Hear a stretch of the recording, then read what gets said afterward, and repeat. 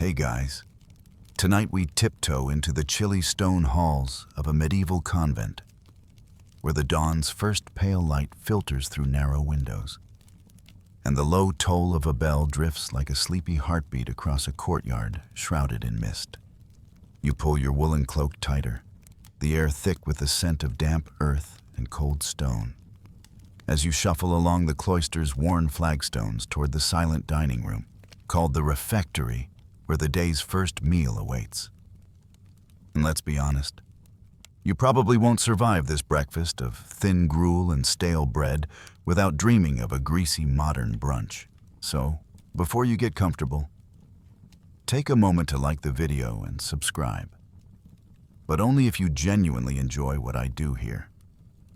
And let me know in the comments where you're watching from and what time it is.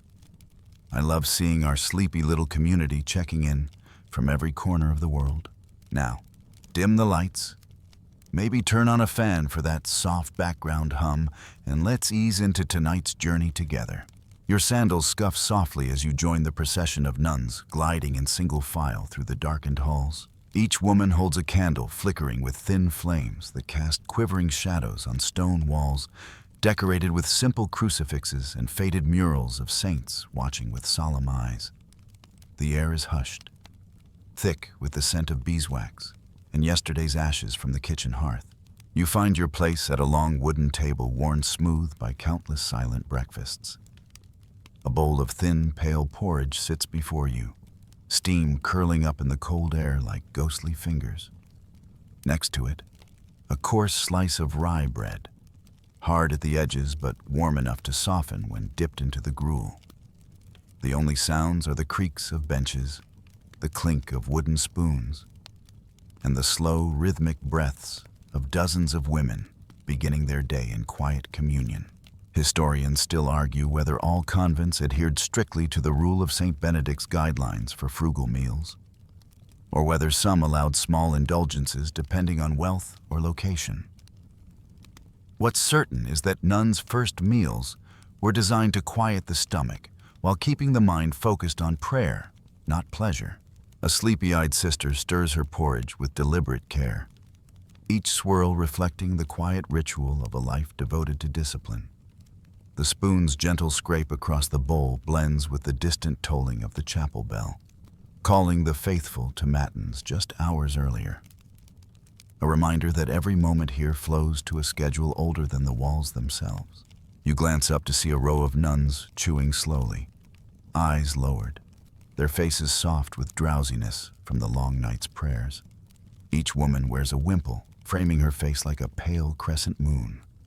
The linen starched so stiff, you wonder how anyone manages to nod off without folding in half. A tiny joke drifts through your mind. Medieval nuns invented the original sleep neck brace. The only voice permitted during breakfast comes from the reader. A single nun stands near the head table, chanting lines from the Psalms in a quiet monotone that wraps around the refectory like a soft blanket. Each word echoes faintly off cold stone walls, blending with the sounds of chewing and shifting robes. The entire room moving to a sleepy rhythm older than memory. You notice the bread's texture, dense, dark, and speckled with coarse grains, filling but bland. A faint tang hints at sourdough starter kept alive for decades, passed from cook to cook like a quiet relic. The porridge's watery blandness belies its importance. A dependable, unchanging breakfast that required no thought or creativity, freeing minds for morning prayers. Historians still puzzle over the exact timing of these meals. Some orders broke their fast immediately after matins, others waited until terce. The debate swirls like morning mist. But here you sense time measured not in hours, but prayers. Each meal a sleepy pause in the eternal flow of devotion. The air grows warmer as breath and candle heat mingle, small clouds of steam rising from every bowl. A sleepy harmony of soft sniffs and gentle sighs fills the refectory. Nuns shifting slightly on hard benches worn smooth by centuries of identical mornings. A sister nearby closes her eyes as she swallows. savoring the warmth spreading from her stomach through her chilled bones. In the far corner, a young novice stifles a yawn so wide her wimple shifts slightly, earning a single raised eyebrow from the abbess at the head table. It's a silent reminder that even in the simplest rituals, discipline remains the convent's quiet heartbeat. As the final spoons scrape the last porridge from bowls, the reader's voice fades, replaced by the soft rustle of habits as nuns rise together, moving like a flock of sleepy blackbirds returning to their daily duties. The refectory's air grows still, heavy with the scent of simple grain, the quiet power of routines that held generations together one hushed morning at a time. You shuffle along the stone floor, following the slow procession of nuns dispersing into the gray morning light. The cold air brushing your face as you pass under an archway leading to the convent's heart. The memory of the silent breakfast still lingers on your tongue. A thin film of bland gruel and coarse bread that hints at the austere simplicity defining every meal here. Tonight, you drift deeper into these staples of medieval convent diets, bread and gruel, the humble bedrock of a nun's daily nourishment. You find yourself back in the convent kitchen, warm with the faint embers of last night's fire. The room is filled with thick wooden tables, scarred from years of chopping, kneading, and quiet labor. A heavy cauldron hangs over the hearth, thin steam rising lazily as water simmers, waiting to welcome handfuls of barley, oats, or millet, whichever grain the convent's meager budget secured that season. The sleepy scent of wet grain blends with old smoke and the gentle tang of sourdough starter resting in a stone crock. A nun stoops over a table dusted with flour, shaping small, dense loaves of rye and barley bread. Her hands move methodically, each fold of dough a quiet act of devotion. Historians still argue whether nuns' bread recipes varied widely from region to region, influenced by local traditions, or if they followed strict codes laid down in their orders' rulebooks. Some records hint at convents famous for bread so dark and dense it could double as a doorstop, although you suspect that might have been the sleepy gossip of rival abbeys. You reach out to touch a loaf cooling on the table. Its crust is thick, almost impenetrable, with a chewy interior that smells faintly of earthy grain and the acidic tang of fermenting yeast. Nuns saw bread as more than food. It was a daily reminder of their vows of poverty, humility, and the unwavering predictability of God's provision, just enough to keep body and soul bound to prayer. A sister passes by carrying a small basket of yesterday's bread, sliced thin for today's meals. She hums softly, the tune rising and falling like the warm rhythm of sunrise spilling through the high kitchen windows. Her voice blends with the quiet crackle of the hearth, turning the air into a sleepy cocoon where each note seems to pause, floating before fading. You glance over to the pot where another nun stirs gruel with slow circles of a long wooden spoon. The bubbling mixture thickens slightly as she adds a pinch of salt and a splash of goat's milk, just enough to keep the flavor from descending entirely into watery blandness. She taps the spoon's handle against the pot with a soft clink, a sound that echoes like a heartbeat across the stone walls. Historians still debate whether convent gruel was flavored with herbs grown in cloister gardens or left plain out of a commitment to simplicity. A few convents' records mention adding chopped leeks or wild garlic for special occasions. But in most places, the day's gruel was meant to fill the stomach and focus the mind, not delight the tongue. A sleepy joke drifts through your thoughts. If a medieval nun ever dreamed of French toast or blueberry pancakes, she probably kept it to herself, or risked weeks of penance for harboring scandalous thoughts of syrup. The quiet humor helps warm the chilly morning air as you watch the nuns carry bowls of gruel from the kitchen to the refectory, each woman balancing her portion with careful grace. You notice how every element of bread and gruel preparation flows with a hush, the kitchen a place of discipline as strict as the chapel. Voices are low, footsteps deliberate, and every spoonful of grain measured as if each oat carries the weight of a prayer. The rhythm is slow, meditative, and deeply calming, a soft lullaby to which the entire convent moves. A nun sets a bowl of gruel before you, its surface shimmering faintly in the morning light. You lift the spoon, the porridge thick enough to cling, each bite filling, but as plain as the stone walls around you.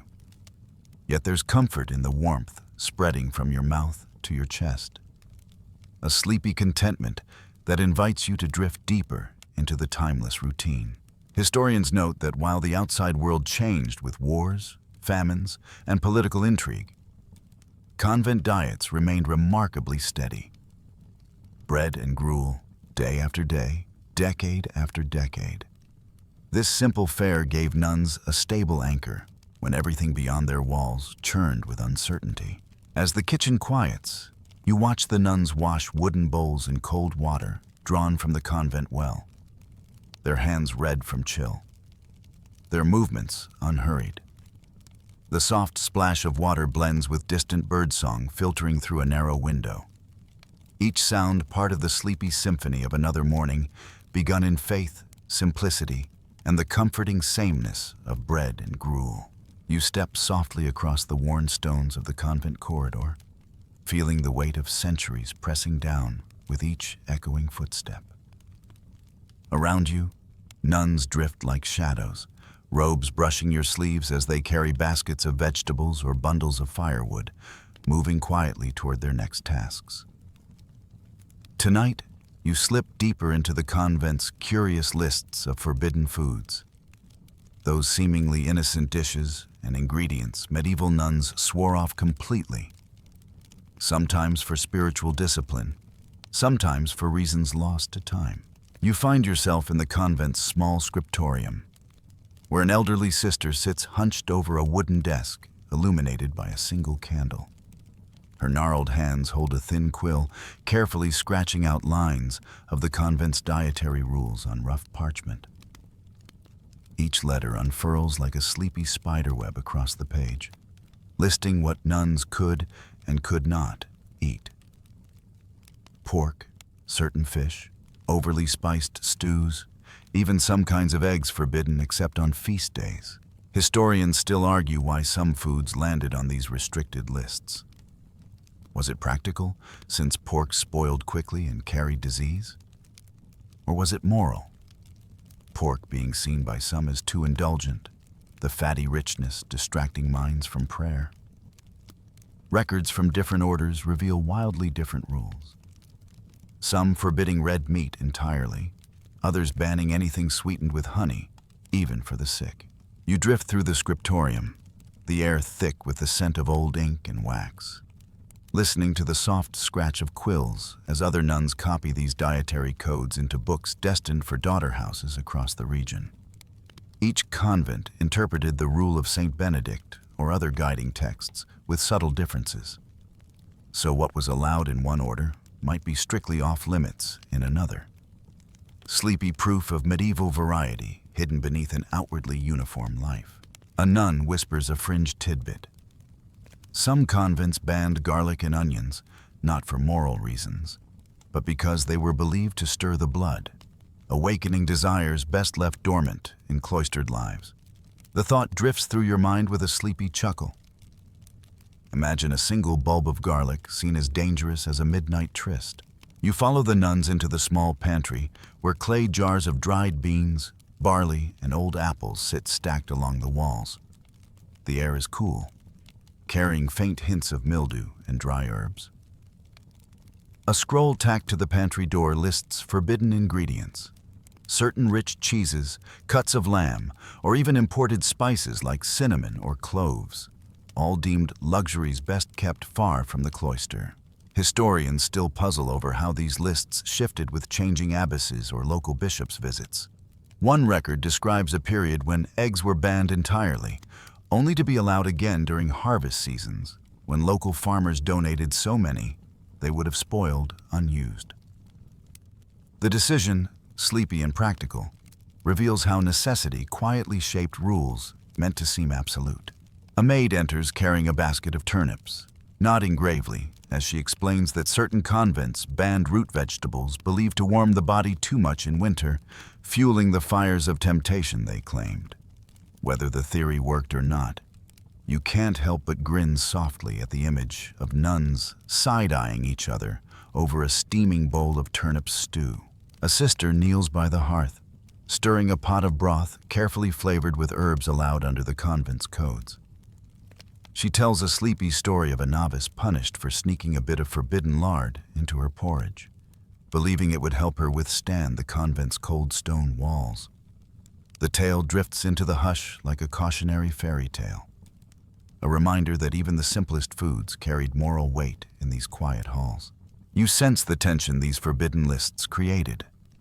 Cooks had to memorize them perfectly, adjusting recipes day by day, season by season, lest they risk not just the abbess's disappointment, but the subtle disapproval of the entire community. The air grew heavier on days when new rules were announced, each sister leaning in with sleepy eyes as the abbess read aloud the latest list of prohibitions. The lists also offered comfort, boundaries that shaped daily life into a predictable rhythm. Knowing what was forbidden gave nuns a sense of shared purpose and identity, a quiet badge of belonging to a sisterhood united by discipline and sacrifice. Historians note that some forbidden foods were exceptions during illness or feast days, adding layers of subtlety to rules that seemed rigid at first glance. Tonight, you see how these shifting lines offered rare moments of joy or relief when an allowed feast broke the routine, letting nuns taste small luxuries like sweetened custard or soft cheese, tiny celebrations wrapped in the sleepy traditions of their faith. As candlelight flickers across the scriptorium's walls, you breathe in the cool, dusty air, feeling the soft pull of rules meant to humble, protect, and sometimes perplex. The lists may seem quaint now, but each prohibition shaped the daily lives of women who found peace, purpose, and the quiet power of devotion within their bounds. You slip through a narrow doorway into the convent's courtyard, the air sharp with the morning's lingering chill. The sky still a sleepy gray above the high stone walls. The gentle murmur of robes rustling mixes with the soft coo of doves nesting in the cloister's arches.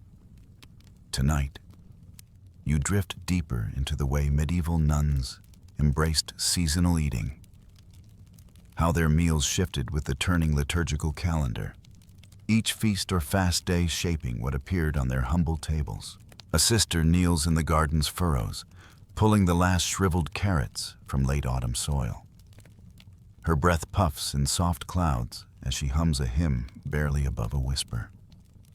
You follow her through rows of frost-tipped cabbages and drooping leeks, plants that stood resilient through winter's first bite. Historians still argue whether these convent gardens followed local farming traditions or if they innovated their own rotations to match the church's strict fasting and feasting cycles. You notice baskets lined along the cloister, each one brimming with roots, hardy greens, and dried legumes, ingredients that defined winter meals when fresh produce vanished beneath snow. The sisters lean into the work, hands reddened by cold, faces glowing with the quiet satisfaction of harvesting what God's rhythms allowed. A sleepy-eyed nun carries a basket of apples, their skins mottled with late-season spots, perfect for turning into soft stewed fruit eaten on ember days. These special fasting periods, scattered throughout the year, required simpler meals to purify the soul and mark the shift between seasons. An ancient tradition so ingrained, it shaped the convent's entire annual routine. You pause by the convent's cellar door as a maid disappears inside, emerging with clay jars of pickled beets and turnips. These preserved vegetables stretched meager harvests into winter, adding tangy brightness to the otherwise plain gruels that dominated the cold months. Historians note how these cellars were both practical lifelines and quiet sanctuaries of ingenuity, where nuns experimented with recipes handed down through sleepy generations. A sister sweeping fallen leaves from the cloister explains how Lent was the strictest season of all. 40 days of near monastic austerity, when even the usual modest meals shrank further. Meat vanished entirely, replaced by extra legumes and dried peas. Some convents banned dairy during Lent, forcing cooks to improvise with almond milk or thin vegetable broths. A sleepy challenge that gave rise to creative fasting dishes still found in modern European cuisines. Yet even within rigid rules, quiet joys slipped through. The arrival of spring brought fresh greens like sorrel and nettles, their bright, sharp flavors a welcome break from months of root vegetables. The sisters gathered them in baskets, laughing softly at the sting of nettles on bare fingers, their jokes drifting like shy birdsong into the morning air. Historians still debate how strictly nuns followed these liturgical rhythms. Did they ever sneak extra treats during bleak weeks? Or did the shared experience of hunger deepen their spiritual focus? Some records hint at abbesses turning a blind eye to small indulgences, especially for the sick or elderly sisters who needed more nourishment during long fasts. You follow the sisters into the kitchen, where the scent of simmering lentils fills the air. Today's meal marks a minor saint's feast, allowing a little olive oil to enrich the pot, just enough to turn bland porridge into something soft, comforting, and gently celebratory. The nuns' faces light up at the first spoonful, eyes closing as the warm oil coats their tongues with the faint promise of spring's return.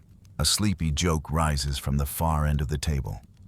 A sister teases that on feast days, even the convent cat seems to purr louder, knowing scraps will be richer and more frequent. The soft laughter swells in the kitchen's warm air, blending with the hiss of boiling broth and the quiet clank of wooden spoons against clay bowls. You sense how the rhythm of the church year wasn't just a calendar, but the very heartbeat of convent life. Each saint's day, fasting season, and festival shaped what the sisters ate, binding them together in cycles of scarcity and small abundance. These sleepy shifts turned ordinary meals into quiet reminders of the world outside their walls and the eternal patterns guiding their faith. Historians note that while the world beyond the convent roared with wars, plagues, and dynastic squabbles, the nuns' days flowed in a calm dance of planting, harvesting, fasting, and feasting. A slow, steady pulse connecting them to earth, sky, and a timeless sense of peace. As the sun slips higher over the cloister, you feel the gentle warmth of light returning to cold stones, and the sleepy comfort of knowing that no matter what storm raged beyond the convent walls, the sisters would always find solace in the quiet certainty of meals shaped by the seasons and the soft turning of the church's ancient wheel. The morning light thickens into a soft, silvery glow as you wander back into the convent's walled garden. Its narrow beds tucked between mossy stone walls and shaded by fruit trees heavy with sleepy songbirds. Tonight, you step quietly among these fragrant leaves to discover the convent's humble herbs and secret recipes. How nuns turned simple plants into subtle flavors that elevated their plain meals, and sometimes into quiet medicines passed from sister to sister. You watch a young novice kneeling by a patch of sage, scissors snipping soft green leaves that release a warm, peppery scent into the cool air. She pauses to inhale deeply, eyes closing with a smile. Even here, in an age of fasting and restriction, small pleasures slipped in like gentle breezes. Historians still argue whether convent gardens were truly sources of culinary innovation, or simply collections of folk knowledge passed down from village healers. But tonight, you sense how these sleepy corners nourished both body and spirit. A sister at the edge of the garden stoops among neat rows of marjoram, thyme, and parsley. Each herb grows in tight clusters, their roots gripping the same earth where countless generations of nuns knelt before them. She carries a woven basket lined with cloth, filling it with sprigs to dry on racks hanging in the convent's warm attic, ready to flavor winter soups or ease a cough when the icy drafts of January sweep through the cloister. A sleepy joke drifts from the kitchen door. The nuns tease that their herbs can't cure a novice's homesickness, but can make even the blandest barley gruel taste like a feast. Their quiet laughter tinkles through the garden like the softest wind chimes, mixing with the hum of bees exploring pale lavender blossoms nodding in the morning light. You peek into the kitchen as a sister crushes herbs with a stone mortar, the rhythmic grind sending bursts of rosemary and sage into the air. She stirs the green dust into a thin broth, bubbling in a blackened pot. Even a pinch transforms the plain liquid into something richer, each spoonful carrying hints of bright summer gardens into the dark, drafty refectory. Historians still puzzle over the line between food and medicine in convents. Did nuns see every meal as a chance to heal? Or were they simply practical, making do with what grew at their fingertips? One dusty manuscript describes sisters crafting syrup from thyme and honey for sore throats, while another records bitter herb tonics used to calm upset stomachs or ease the restless sleep of aging abbesses. A sister trimming mint near a stone bench shares a sleepy secret. Convents often kept recipes locked in small wooden chests, hidden away lest rival abbeys steal their culinary cures. She smiles softly as she tucks the mint into her basket, the leaves releasing a bright, sweet scent that swirls around you like a gentle lullaby. You notice the convent's simple raised beds, framed with weathered planks and arranged in geometric patterns reflecting medieval ideas of sacred harmony. Some historians argue these orderly layouts helped nuns feel connected to the divine, each garden a miniature Eden tended with quiet devotion. You watch as a line of sisters moves like a soft wave among the herbs, stooping, snipping, and humming as they gather the day's flavors. A sleepy anecdote drifts through the garden. One abbess became famous for her dill-infused cheese. So delicious visitors bribed doorkeepers just to taste a bite. The rumor grew so large, the bishop had to issue a gentle scolding, reminding the convent that feeding guests should never become a side hustle. The nuns still laugh about it in hushed voices, the joke a warm ember glowing in their shared history. Historians note how convent gardens preserved culinary traditions older than Christianity itself. Herbs once sacred to pagan healers, rebranded as gifts from God, their uses quietly adapted for holy lives. In these sleepy beds, the past lingered like mist, each plant a bridge between worlds that nuns crossed with every careful harvest. A sister sprinkles a handful of chives over thick slices of bread toasted near the hearth, their green bite adding bright sparks to an otherwise simple meal. The scent drifts through the cloister, mingling with wood smoke and the quiet breath of women who have already been awake for hours. Even the abbess pauses as she passes, inhaling deeply with a contented smile. As the sun rises higher, shadows shrink across the garden, and the air warms with the mingled perfumes of basil, lavender, and marjoram. You watch sleepy bees tumble through blossoms as sisters gather the last handfuls of herbs, carrying them back inside like soft bundles of summer's promise tucked into their aprons. You feel the quiet strength of these gardens, each plant a silent testament to patience and care, each herb a sleepy miracle waiting to turn a bowl of plain gruel into a small, gentle joy. You slip through the convent's creaking wooden doors, drawn toward the kitchen by the low, steady murmur of nuns preparing their next humble meal. Tonight, you drift deeper into the strange world of fish and fast days. How medieval nuns navigated the complex, often confusing rules that blurred lines between what was permitted and what was sinfully indulgent. Here, sleepy debates still swirl around scaly skins and delicate bones, where even the simplest supper could stir a moral quandary. You find yourself standing beside a nun who bends over a worn wooden table, gutting small freshwater fish caught that morning from the convent's pond. Her hands move with patient precision, each flick of the knife clean and unhurried. The scent of cold water and slippery scales fills the air, mingling with the earthy tang of wet stone floors. Her face softens as she murmurs a quiet prayer, blade glinting in the lamplight. Historians still argue how strictly convents followed the church's labyrinthine fasting laws, especially the infamous fish loophole.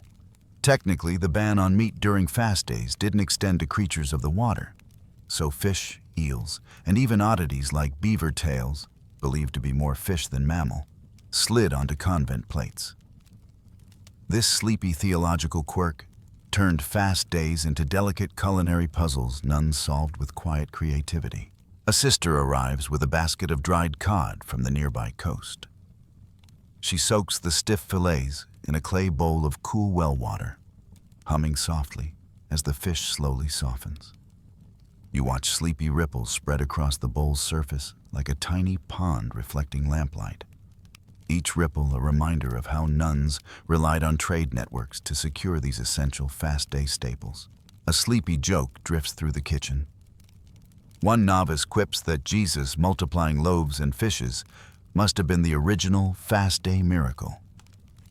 The soft laughter it sparks fades into the gentle hiss of fish sizzling over low coals. A few sisters share glances, eyes crinkling with shared amusement before returning to their careful cooking. You notice the subtle challenge in every pot. Fish prepared plainly, so as not to cross the line into indulgence. A drizzle of herb-infused vinegar, a pinch of dried marjoram, just enough to keep the nuns nourished and focused without tempting them into gluttony. Each meal becomes a sleepy tightrope walk between flavor and faith. Historians still puzzle over records of nuns trading local freshwater fish with nearby monasteries for ocean varieties. Did this signal quiet culinary ambition or simply boredom with the same bland carp day after day? One record describes a convent near the coast famous for herring recipes that spread by word of mouth. Sleepy legends pass between traveling priests and merchants. A nun leans over a pot of bubbling fish broth, steam curling around her face like a soft veil. She stirs slowly, eyes drifting half-closed as she explains that every scrap of fish was used.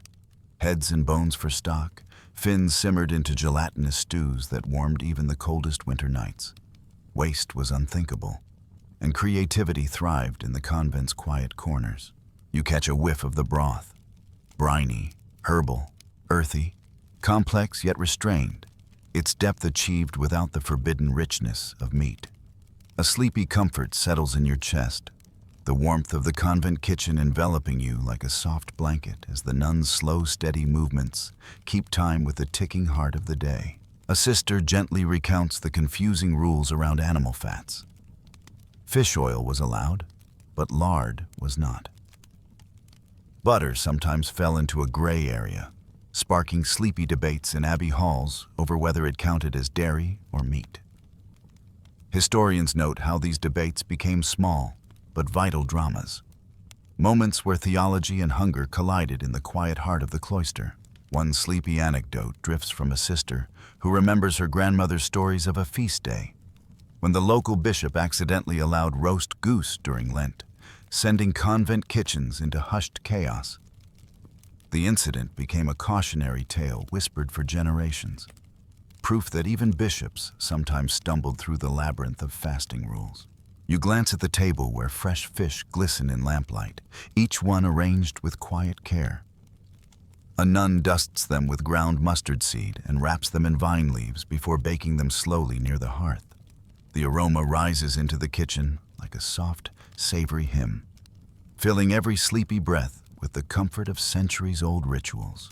Historians note how these fast-day meals taught patience, resourcefulness, and the gentle power of making do, a wisdom passed down through quiet hands stirring broth, carefully gutting fish, and whispering prayers as morning light brightened the stone walls. As the fish finishes roasting, the nuns gather in the kitchen's warmth, bowls in hand, faces lit by the flickering glow of the hearth. You drift into the hush, tasting the sleepy complexity of meals crafted not only to nourish, but to teach the quiet dance of faith, discipline, and devotion, one careful bite at a time.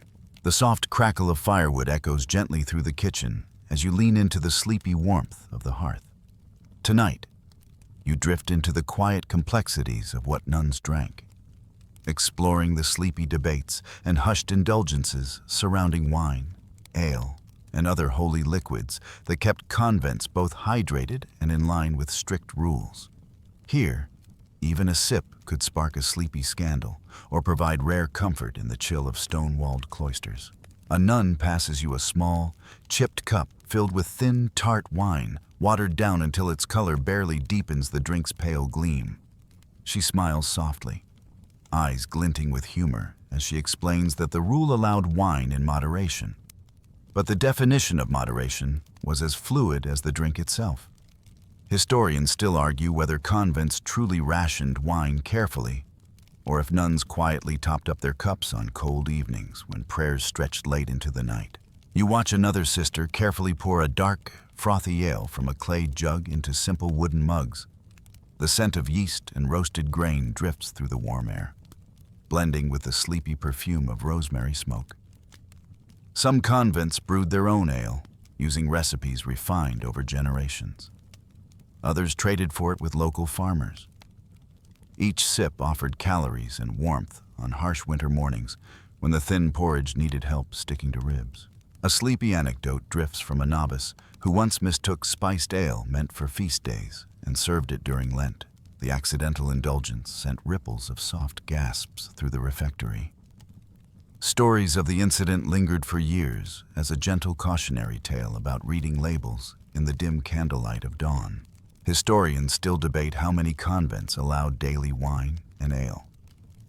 Some argue strict orders cut them entirely, except for Mass, while others suggest moderate drinking was quietly woven into the routine of medieval life. A few abbeys even kept detailed ledgers showing how many barrels passed through the convent gates each month.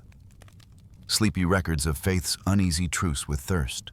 You notice the subtle rituals surrounding drinks. Nuns bowing their heads before the first sip, small signs of the cross traced over cups, and whispered prayers thanking God for the simplest comforts. These moments turned every swallow into a sleepy sacrament, binding body and spirit in quiet gratitude. A nun sets aside a jar of honeyed wine reserved for sick sisters in the infirmary. She explains how a sip could soothe coughs or ease restless nights when pain stole peace from prayer. Historians note that while medicines were often crude by modern standards, these sweet herbal drinks provided comfort that blurred the line between healing and small indulgence. A sleepy joke drifts among the sisters. A sober nun sees God's light. A tipsy nun sees double. Their soft laughter bubbles through the kitchen, warm as the fire's glow, each giggle a rare spark of levity in lives shaped by hushed devotion.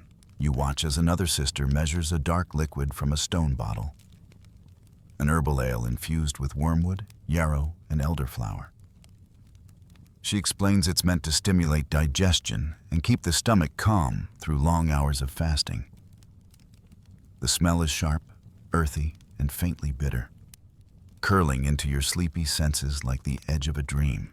Historians note how convents' drinks reflected both regional traditions and the changing economics of medieval Europe. In wine-growing regions, convents often owned small vineyards or accepted grape tithes from local farmers. Their humble cellars stocked with barrels aging quietly in cool, shadowed corners. In beer-brewing lands, nuns became skilled alewives, their knowledge passed in secret recipes scribbled on scraps of parchment. A maid confides that many nuns worried about the fine line between enjoyment and sin, praying that each sip strengthened their resolve instead of dulling it. Some abbesses posted daily allowances near the kitchen door, a sleepy tally of permitted measures. Though stories hint these limits flexed quietly when the nights grew long and cold. You feel the hush settle deeper around the hearth as nuns gather with steaming mugs, hands cupped around them like tiny lanterns. The drinks warm their fingers and soften their breathing. The gentle scent of malt, herbs, and old oak barrels hangs in the air like a comforting blanket. As the last cups are washed in a basin of icy well water, you sense the delicate dance these holy women performed each day, balancing strict vows with the quiet need for comfort. Here, in each measured sip, they found moments of warmth, courage, and the sleepy reminder that, even in the strictest lives, Small kindnesses flowed like soft rivers through stone walls. The lamplight dims across the long refectory tables, flickering in soft halos around each nun's bowed head as the abbess raises her hand. Tonight, you drift deeper into the rare and sleepy joys of feast days. Those precious moments when the convent's quiet routine bloomed with tiny luxuries. The simplest ingredients transformed into meals that shimmered with celebration. Even in the shadows of cold stone walls, you follow the sisters through hushed halls toward the kitchen, where the air feels different.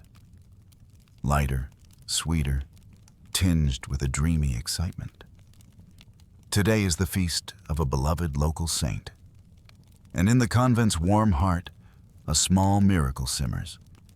A pot of thick milk porridge sweetened with a drizzle of precious honey, reserved for mornings like this when the calendar allowed a break from austerity.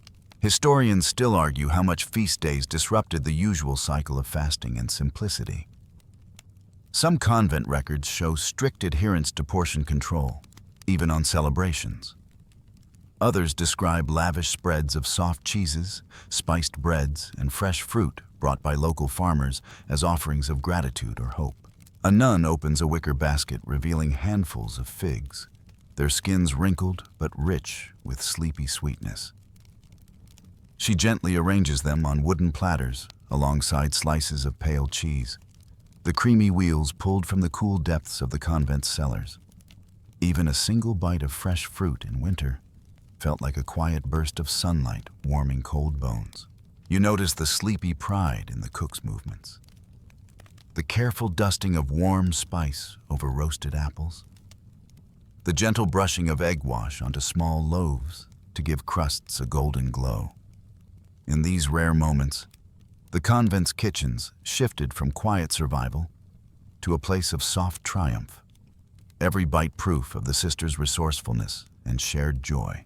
A novice giggles as she helps carry a tray of small custards, flavored with a pinch of ground nutmeg donated by a visiting merchant, and nearly spills the wobbling sweets across the flagstones.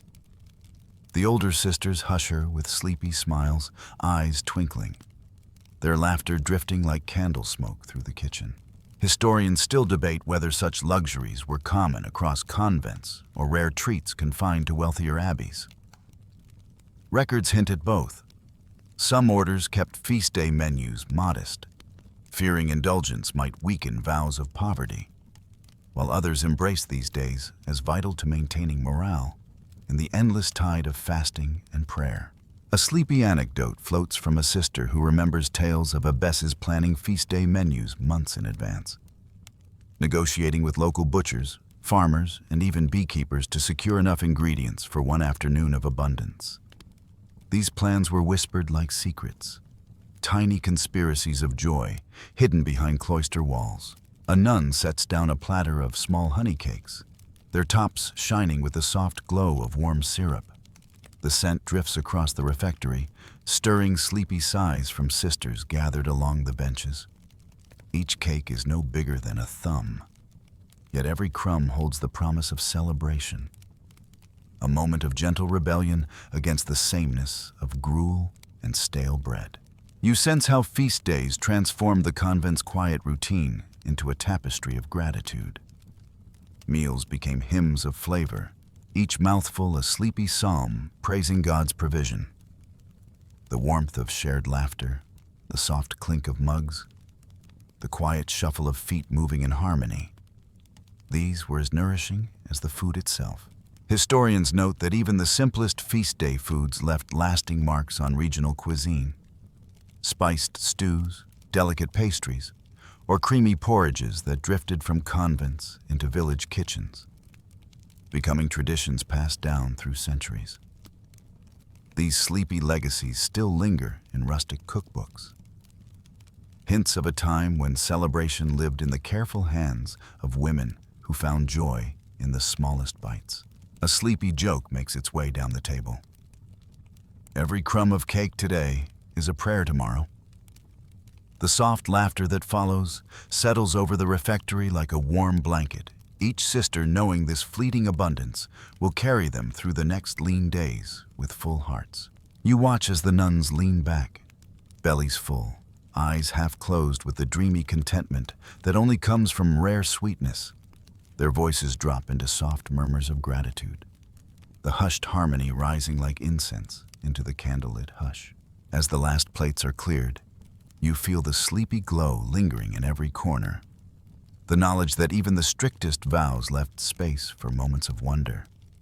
Days when bread softened with honey and spiced custards reminded every sister that joy, like faith, needed only the smallest spark to bloom.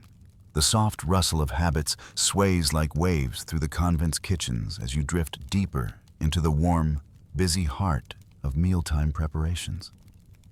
Tonight, you step into the quiet power of kitchen hierarchies, where silent cooks held unspoken authority, each movement and recipe governed by rules older than the stones in the cloister walls.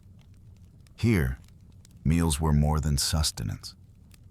They were sleepy lessons in discipline, tradition, and the gentle dance of obedience. You watch as the head cook, a stern-faced sister with hands worn smooth by decades of kneading, surveys the kitchen with a sleepy but sharp gaze. Her eyes miss nothing. Every misplaced ladle, every uneven loaf, every novice who pauses too long to taste. A nod or raised eyebrow from her sends ripples of quiet corrections across the rows of nuns chopping onions or stirring simmering pots.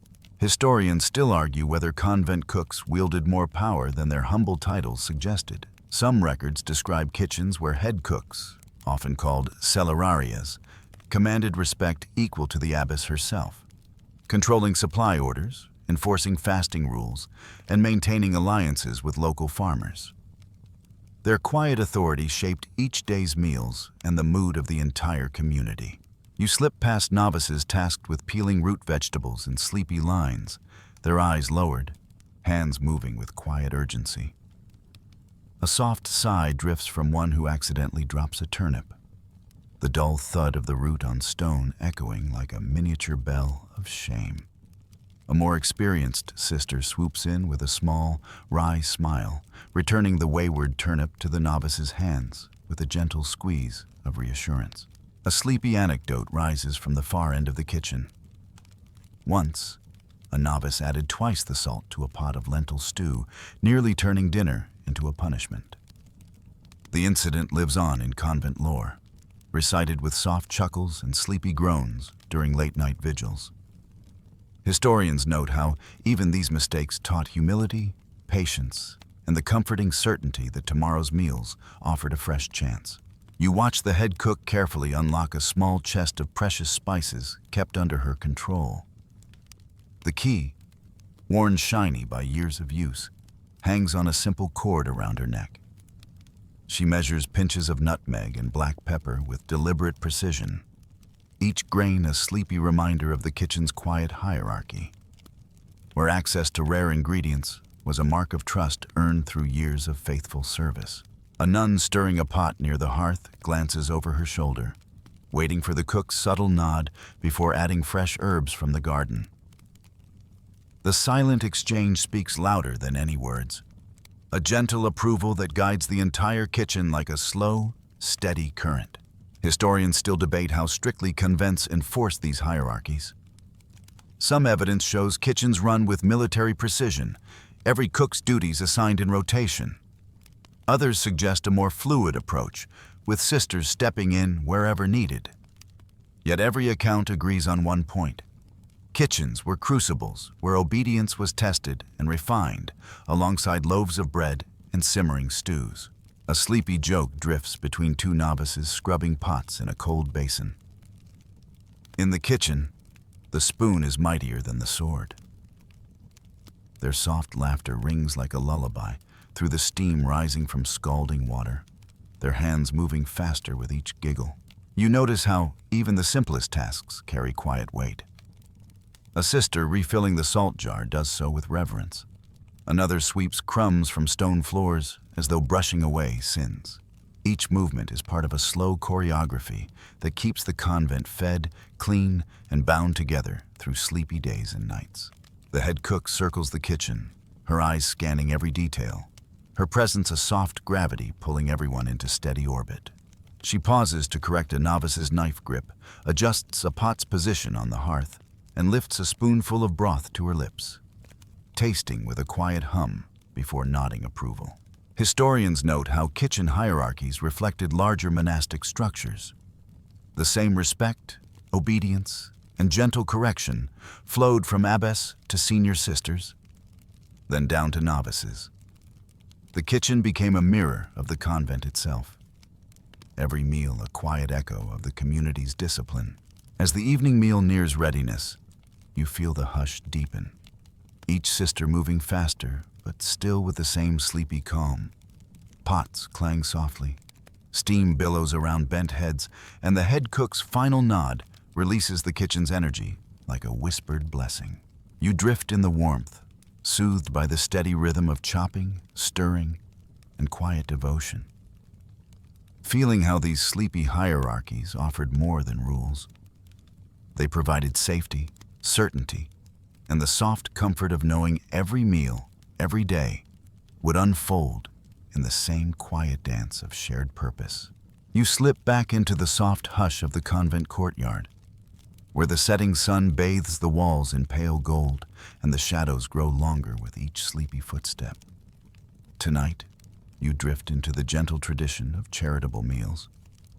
How medieval nuns quietly prepared extra food for the poor, waiting at their gates, turning simple recipes into soft acts of kindness that rippled far beyond their stone walls. You follow a line of sisters carrying baskets of bread and steaming bowls of thin vegetable stew toward the heavy wooden doors at the convent's edge. Beyond lies the village, its narrow streets full of weary travelers and neighbors who know that, even on the leanest days, the convent's gates offer sleepy refuge in the form of a warm meal. A novice pauses to whisper a prayer over a tray of black bread, her hands trembling slightly in the cooling dusk. The loaves are coarse, flecked with bits of bran and barley husk, yet the smell, nutty, toasty, drifts across the courtyard like a soft promise of comfort. Historians still argue whether these charitable meals were required by church law or simply woven into the deep fabric of monastic life.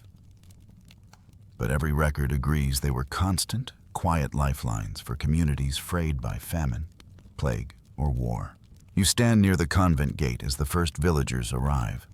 Cloaks pulled tight against the evening chill, faces drawn with hunger and relief. A sister greets each person with a soft nod, offering bowls filled with lentil or bean stew, a sleepy blend of earthy scents rising into the darkening sky. Each bowl feels like a quiet miracle, crafted from the same kitchens that fed the nuns, yet carrying hope beyond cloistered walls.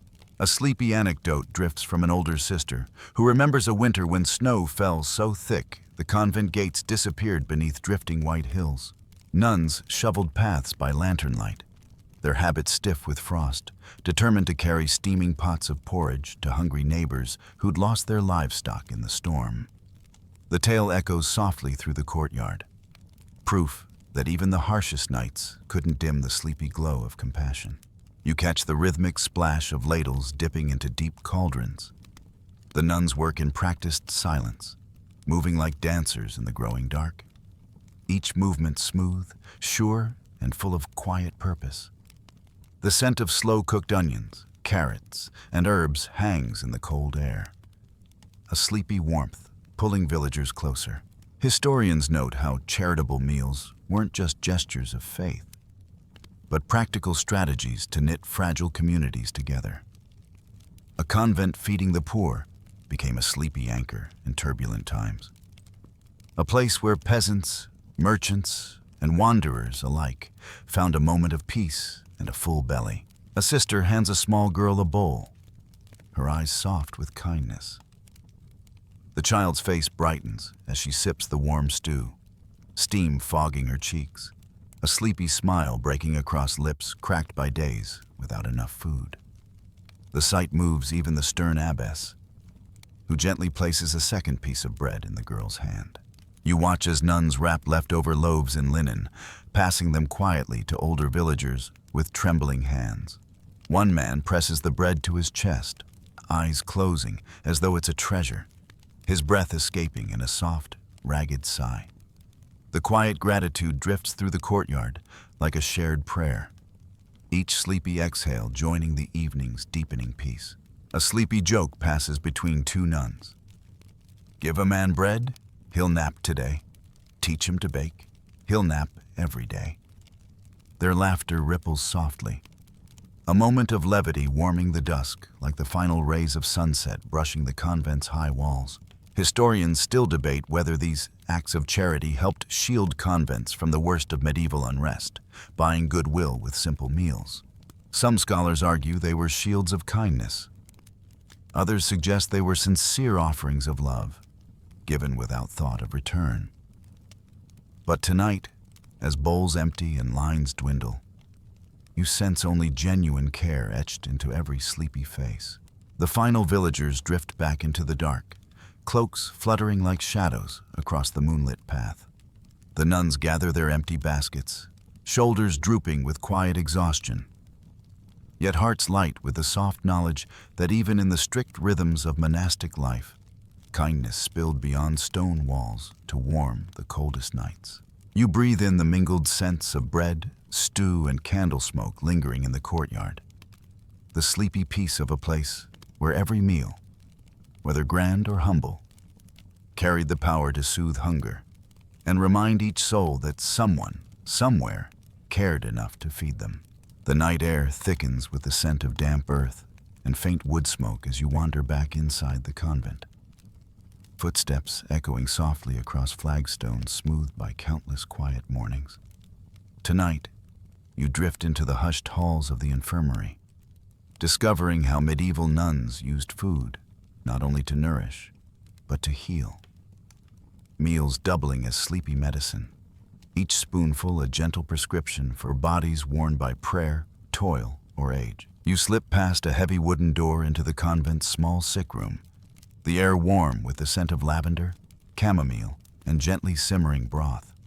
Candles flicker along a low shelf, their golden light illuminating cots lined neatly against stone walls.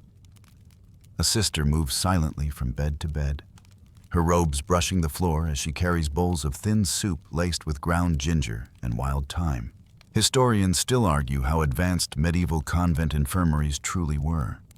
Some believe nuns kept only the simplest remedies, while others point to records of carefully maintained herb gardens, handwritten recipe books, and knowledge passed quietly from generation to generation, preserved with the same sleepy care as their prayers. You watch as a sister lifts a spoon to an elderly nun's lips, the broth steaming gently in the candlelight. Its scent drifts to you, rich with leeks, soft garlic, and a hint of sharp parsley. The flavor, simple yet restorative, warms the air as the patient's eyes flutter closed with a sigh. The spoonful of warmth softening aches and easing restless sleep. A sleepy anecdote passes among the sisters. One abbess was rumored to craft a miraculous porridge with fennel, barley, and a splash of sweet wine that could revive even the most stubborn fevers. Though historians debate whether it was truly medicinal or simply comforting, the story lingered in sleepy convent halls for generations. You notice a novice grinding dried rose hips into a fine powder with a worn mortar and pestle.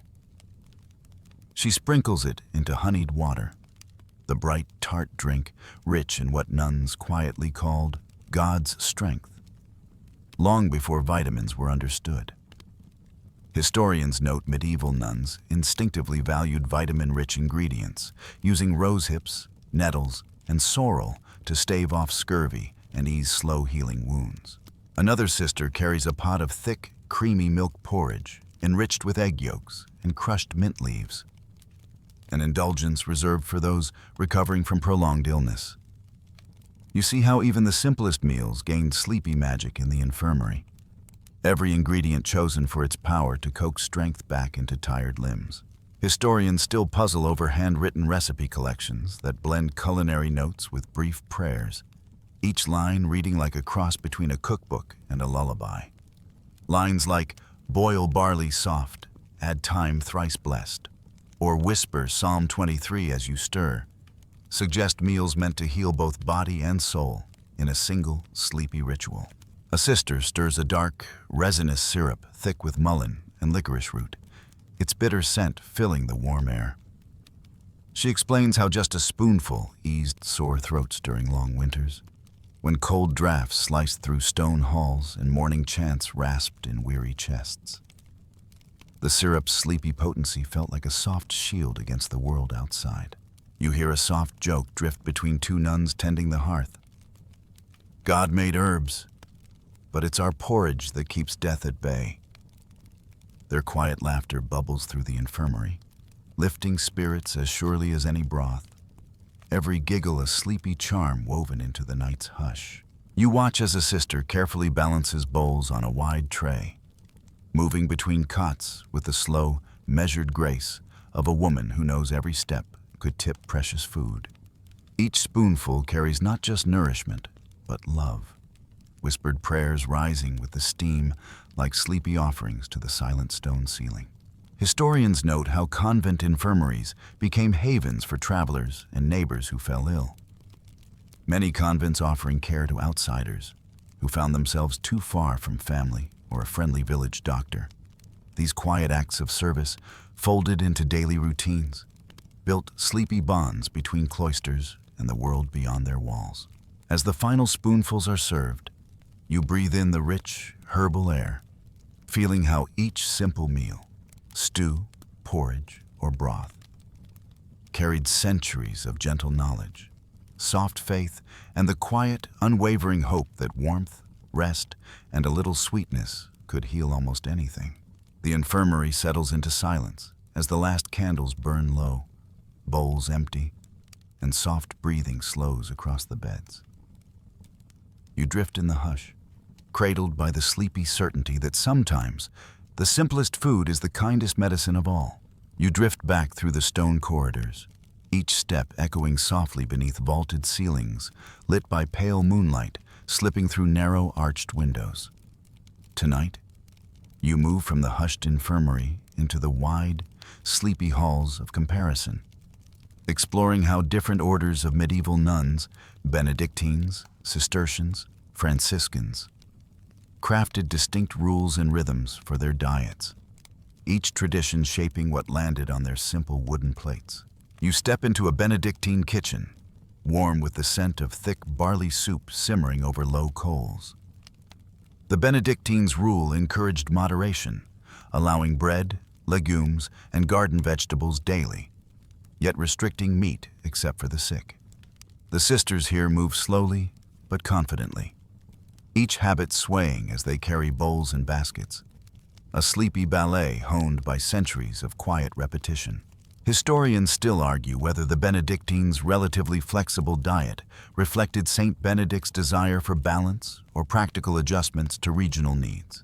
Some convents included fish and eggs regularly. Others leaned heavily on lentils and dark rye bread. Their meals both sleepy constants and quiet markers of each abbey's unique story. A novice shares a sleepy joke. "Benedictines measure faith by bowls of beans," she whispers, giggling as older sisters hush her with gentle smiles. You sense how humor softened even the strictest routines, weaving warmth into the steady tick of mealtime prayers and silent chewing. You wander to the Cistercian kitchens, where austerity deepens the air like a thick, dreamy fog. Here, silence is stricter, meals simpler.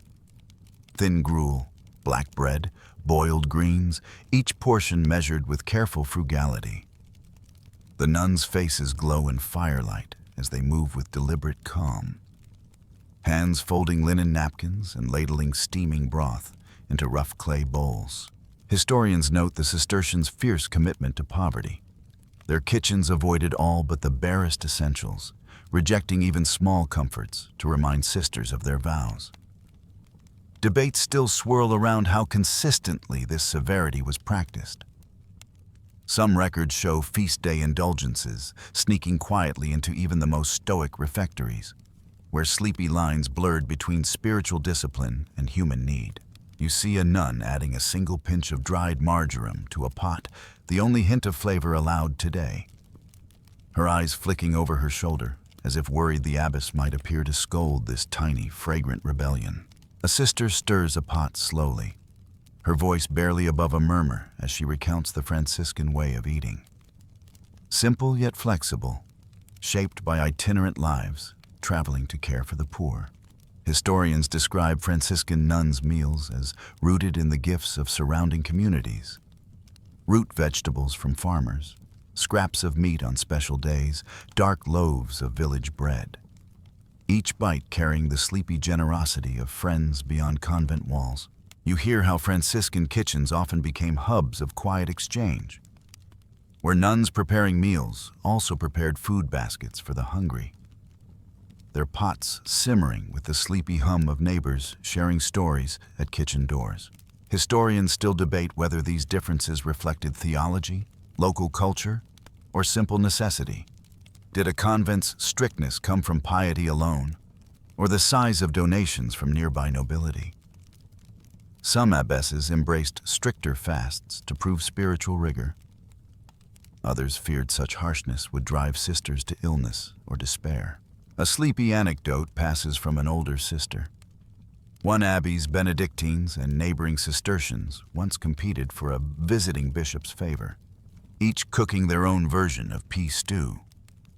The bishop's polite but sleepy sigh upon tasting his 10th bowl revealed his exhaustion with both zeal and legumes. You see nuns of every order folding their hands over simple bowls, eyes closed in silent thanks. The Benedictines measured indulgence, the Cistercians' stark simplicity, the Franciscans' flexible generosity, all shaped medieval diets with the same quiet purpose: to nourish bodies without distracting hearts from prayer. You drift among them, soothed by the sleepy sameness and subtle differences, the soft scrape of spoons, the muted thuds of bread sliced on wooden boards. The quiet rhythm of meals echoes the hush of candlelit prayers.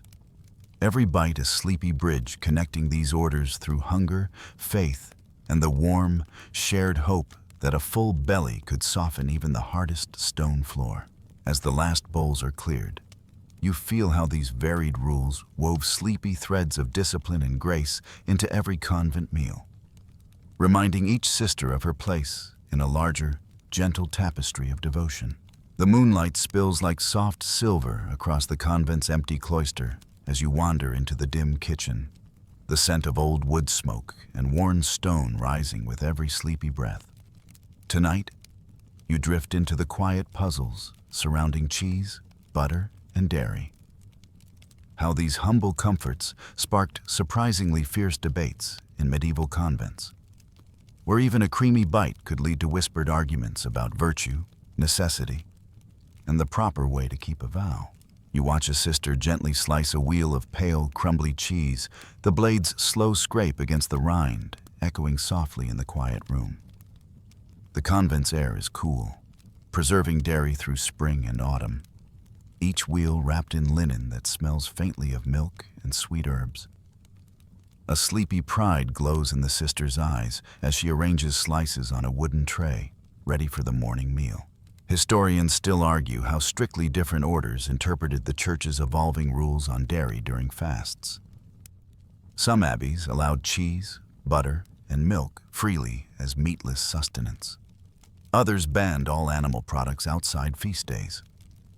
Old letters reveal sleepy frustrations from nuns, unsure whether buttered porridge crossed a moral line or fell safely within pious moderation. You watch a novice churn milk into butter, the wooden dash plunging in a slow, steady rhythm. Each slap of cream against the churned sides sounds like a heartbeat, a sleepy music that calms the mind as the pale liquid thickens into soft, golden lumps. The novice hums a quiet hymn, voice blending with the rhythmic thump of her work. A sister tells a sleepy anecdote. A prior once declared that cheese was white meat and banned it for Lent. Weeks later, visiting friars brought wheels of their best cheddar as gifts. And the abbess relented, deciding God wouldn't begrudge starving nuns a few bites of creamy comfort. The story survives in soft chuckles passed among cooks on long winter nights. Historians still debate why dairy sparked such passion. Was it theological, a desire to maintain rigorous fasting traditions, or practical, shaped by the availability of cows and goats? Some abbeys located near fertile pastures built reputations on buttery richness, while others far from grazing land leaned on grains, beans, and roots. Geography and faith tangled together like sleepy vines, shaping what appeared on each convent's table. You drift to a cold corner of the kitchen where wheels of cheese age on wooden shelves, each one marked with symbols to track its progress. Circles for fresh curds, slashes for hardening stages, a sleepy language understood only by the kitchen's quiet keepers. The scent here is deep, earthy, and faintly sharp, wrapping you in a warm, ancient embrace. A sleepy joke passes between two sisters scrubbing wooden pails. A day without butter is a day without joy. Their soft laughter rings like a lullaby across stone walls, a rare lightness blooming in lives defined by silence and service. You notice the rituals around butter. A sister scraping small pats into clay pots, smoothing each with careful fingers. Another arranging them with bread slices for feast days. Even the simplest spread of creamy butter on dark rye could feel like a sleepy festival when eaten after weeks of thin gruel and sour cabbage. Historians note that disagreements over dairy rules sometimes reflected deeper tensions between convents. Letters from bishops hint at abbeys, accusing neighbors of leniency. Their sleepy criticisms salted with envy over rumors of creamy cheeses melting on hot barley loaves, while their own plates stayed dry and plain. A sister stirs a pot of warm milk near the hearth, adding sprigs of sage and honey for sick nuns who struggled to swallow thicker meals. She explains how dairy became medicine, soft, rich, and gentle on weakened stomachs, and how even abbesses who ruled sternly on fasting would relent when sleep or strength slipped beyond prayer's reach. You feel the quiet comfort radiating from these small acts of culinary kindness. Each dollop of butter or wedge of cheese, a sleepy balm that softened harsh rules and reminded sisters they were cared for, body and soul. As the kitchen quiets, bowls cleaned and linen-wrapped wheels stacked neatly, you sense the soft power of these debates. How even the simplest foods carried layers of meaning, offering sleepy lessons in compassion, discipline, and the delicate balance between hunger and faith. The cloister falls deeper into moonlit stillness as you wander back through the quiet halls, each step echoing faintly beneath stone arches shrouded in sleepy shadows. Tonight, you slip into hushed stories of midnight snacks and whispered confessions. Rumors of nuns sneaking secret nibbles after dark, tiny rebellions against strict mealtime rules that flickered like mischievous stars in the convent's carefully ordered sky. You lean against a cool wall near the convent's kitchen door, the scent of stale bread and lingering herbs drifting through the night air. A sister passes quietly, her eyes darting left and right, hands clutching a crust of yesterday's rye hidden in her sleeve. She tiptoes down a narrow corridor, robes swishing like the soft wings of a drowsy owl, vanishing into the deep hush. Historians still argue how common these secret bites truly were. Did hunger or sheer boredom drive sisters to sneak snacks from kitchens or storerooms? Or are these tales sleepy embellishments whispered to spice up lives defined by silence and routine? Some abbey records hint at punishments for culinary misdeeds that included extra prayers or days of bread and water. Ironically, a sleepy returned to the same plain meals that inspired the offense. You follow a novice to the kitchen's warm hearth, its dying embers still glowing softly. She pulls a small crock of curds from behind a stack of wooden bowls, her eyes wide with guilty delight as she dips a fingertip into the creamy spread. The taste, sharp and rich, brings a dreamy smile to her face that vanishes as fast as it appeared when footsteps echo down the hall. A sleepy anecdote drifts from an older sister. Once a novice was caught with a slice of leftover apple pie tucked in her pocket. Her confession, tearful but relieved, led to an impromptu midnight gathering of nuns sharing tiny bites of the pie in the kitchen shadows. Their sleepy giggles hidden from the abbess, but echoing softly for years in convent lore. You hear how these confessions were often met with gentle mercy rather than stern scolding. A sleepy joke passes between two nuns washing up late at night. The devil tempts with cake, but God forgives with milk. Their soft laughter bubbles into the hush, a warm breeze brushing the cool stone walls. Historians still puzzle over the blurry line between necessary nourishment and sinful indulgence. Convent rules often allowed small meals for those sick or working late. Yet the temptation to stretch these permissions with an extra bite of cheese or sweetened bread proved irresistible for some sisters. These sleepy indiscretions rarely rose to scandal, but became quiet reminders of the human heart's tender balance. A sister carries a pot of hot milk down a dark corridor, her sandals whispering against the flagstones.